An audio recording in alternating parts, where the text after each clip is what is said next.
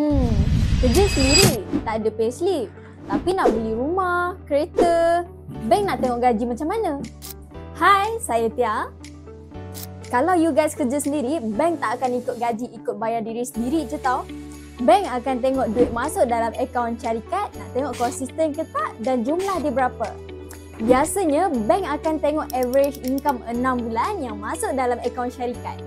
Persoalannya adalah macam mana bank nak kira gaji kita kalau kita bekerja sendiri. Step yang pertama, ambil total duit masuk dalam akaun company untuk 6 bulan. So contohlah total income untuk 6 bulan tu dalam RM330,000. Step yang kedua, bahagikan 6 bulan untuk dapatkan average bulanan. So contohnya RM330,000 bahagikan dengan 6 bulan dapatlah dalam RM55,000 untuk setiap bulan. Bank tak akan ambil 100% tau. Dia akan ambil 10% saja daripada duit masuk sebagai gaji. Contoh average bulanan dalam RM55,000 setiap bulan. RM55,000 ni kita akan bahagikan dengan 10%. Tinggallah dalam RM5,500. RM5,500 ni adalah amount untuk gaji korang.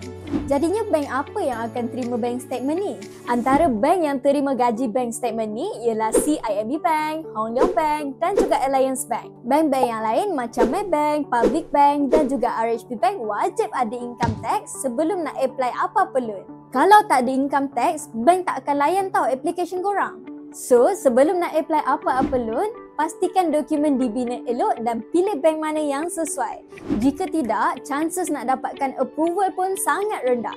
Dapat something? Sehari seilmu, follow Key Wealth.